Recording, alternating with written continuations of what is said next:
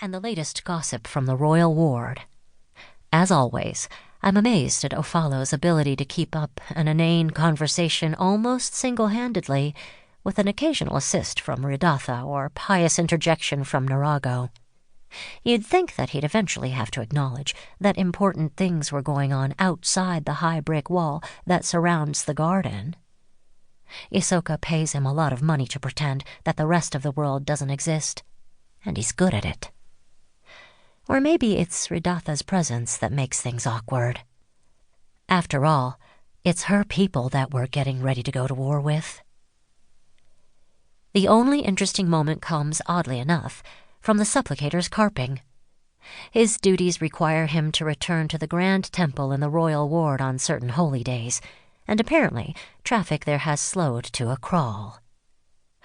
"I waited nearly an hour," Narago says with a sniff, "in my ceremonial robe, which is stifling, and when we finally reached the temple drive, it was blocked by a gang of miscreants trying to grab everyone's attention." "What did they want?" Ridatha says, as she methodically removes bones from her fish. "What the lower orders always want," Narago says. "To enjoy the fruits of the Empire without having to pay their fair share or fight to defend it." Maybe they just don't understand why defending the Empire means people have to die on some island 1,000 miles from here. I mean to mutter this under my breath, but it comes out louder than I intended, and Narago looks at me sharply.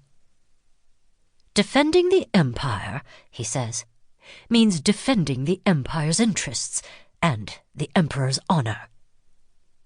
Small honor in being chained to an oar for 20 years, I say. Narago reddens. "Perhaps you'd prefer the Jayashtani sailed into Kahnzoka and put us all to the sword." "That is enough," Ophalo says. "These are not subjects for the ears of an innocent child." Narago harumphs, but gives way. He glances at Ridatha suspiciously. "Perhaps some more study of the history of Jayashtani aggression against the Empire is in order." "Of course, supplicator," the tutor says, lowering her head. Wonderful. I manage to keep my sarcasm to myself, and the rest of the talk is determinedly trivial.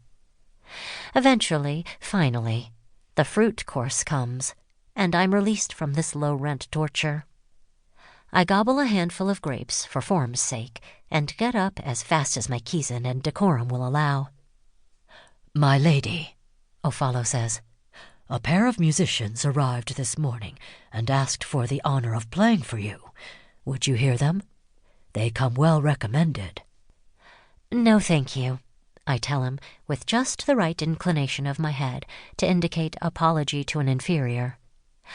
"I'm feeling poorly tonight. I think I'll go to bed early.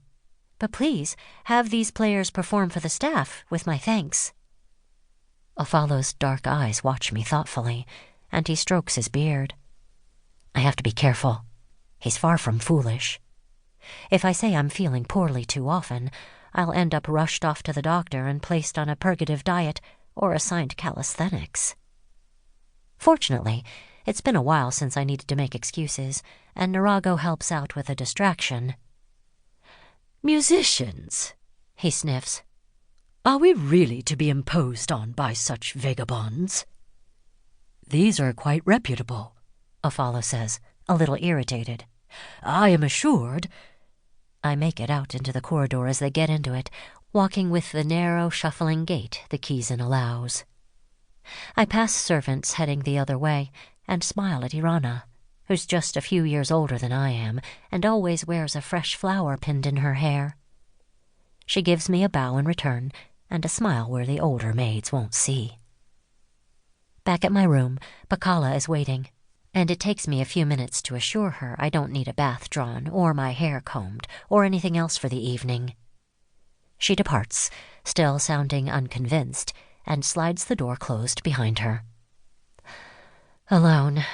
At last. I let out a breath.